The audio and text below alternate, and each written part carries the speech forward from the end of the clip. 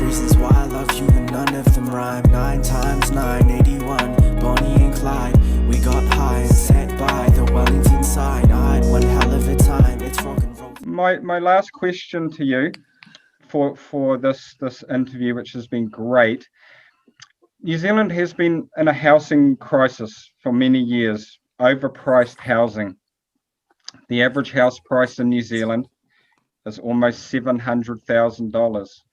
As house prices are growing, the gap between rich and poor is extended. Young people can't afford to get into homes. The costs are increased in running businesses because rentals are higher.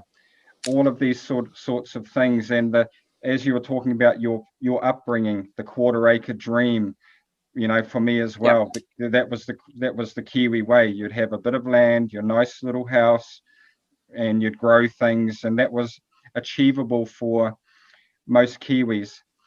What would Advance New Zealand do to help rectify and get the house, flatten the curve of the ever increasing house prices?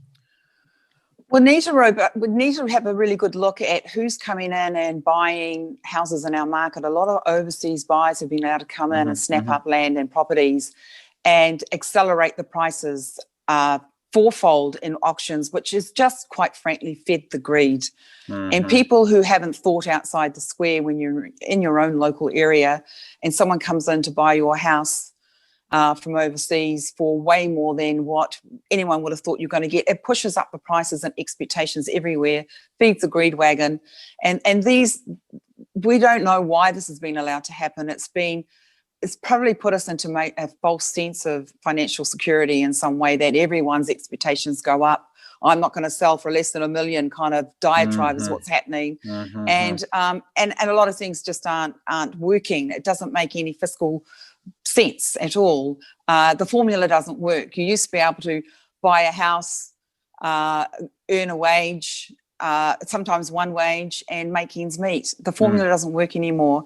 Now you need many people coming in to buy one property. You can't all fit into it because it's only 3 bedrooms. It's not even that great, and it's 700,000 or 800,000. It's just absolutely not good enough. So that has to be looked at, where that's coming from. And there's a lot of finance issues too. The debt that's out of control, the taxation, we've got far too much tax that we pay. That's got to be brought back into check and get a lot of that cleared out. And really there needs to be a robust clearing out and resetting across the board on all the financial monetary system, which is driving a lot of this as well. There is this burgeoning debt crisis. We need to repeal some of the clauses of the Public Finance Act to bring a lot more sense back into how we're running things. Also, with the housing crisis, we need to also look at and review ways to make land available and come up with a more collaborative approach with the key people or the key industries, and looking at local council. Local government has a lot to answer for, the compliance costs and the building costs in with the key monopoly of construction companies. And everyone seems to be clipping the ticket and forgetting about the end user. That's just driving prices up. So it used to be once $300,000 to build a house, is now $500,000 because of all the extra costs and compliances. So all that needs to have a good look at and bring things back into check. So there's a lot there to look at. I had a look at the recently released Advanced New Zealand housing policy, and I thought they had some good points addressing the supply side, because there's 2 sides of this issue. It's the supply side and the demand side, and some of the removing the GST on real estate fees. This is all going to help, and doing some things around the Resource Management Act, allowing councils to free up land, and reducing the red tape and bureaucracy around that needs an overhaul. Around creating sections and freeing up the land, because we're one of the most underpopulated countries in the world. We have a lot of good land to build on. So I really liked the some of the things. Most of the policy I liked for the housing. a little bit for me is it's the demand. Why there's a big demand for housing, and it's Yes. yeah, because there's the tax breaks and people can, the average politician owns 4.4 houses because you wouldn't want to have your money in any other place because there's tax. Yeah. Tax breaks. If you have it in the bank, you're paying high tax, or in a business and that sort of thing. So that would have been one thing I would have liked to have seen, as something to address the other countries have it. I really like the supply side, which the Advance New Zealand Party has. I think all of those things are going to help reduce the cost of supplying houses, which it's very robust. Yeah, it's a robust, definitely. Yeah, there's a lot of help for first home buyers. We have this dream. We have a dream that everyone should be able to live in their own house, and we're going to make that happen. And there's a lot of steps to go through it, but they're solid steps and they're workable steps to help with grants and changing the taking out capital gains tax on owner occupied and tenanted, removing the GST, as you said, on real estate fees. I like that. Yeah. Resource Management Act is just over the top and onerous. That needs a clearing out and a review on that one. Identifying locational needs for residential sections and providing land development funding loans. Yeah, so that helps everybody get through there. Yeah.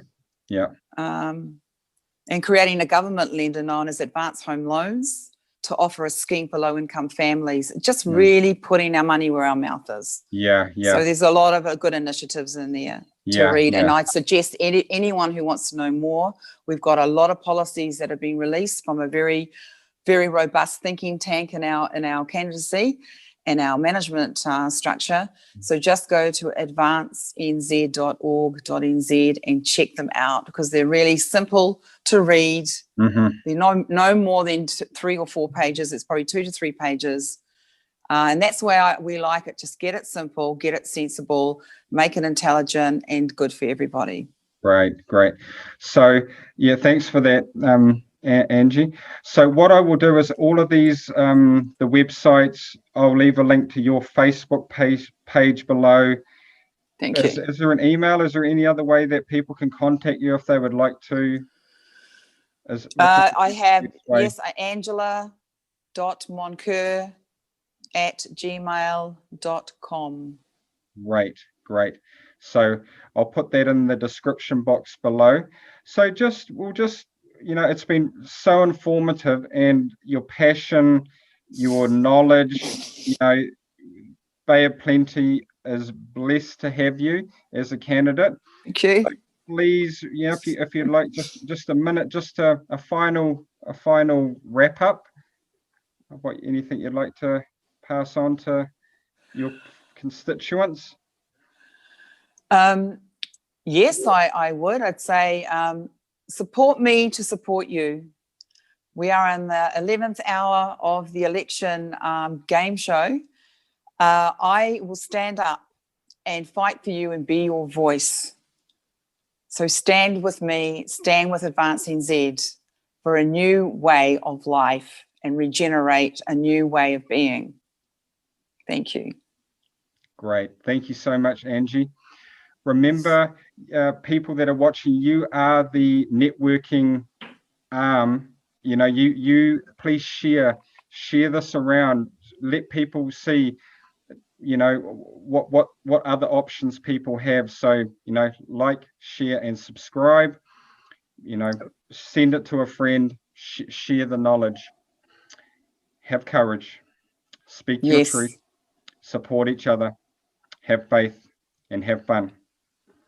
Peace out. Peace out. Sounds good. Yeah. Love it.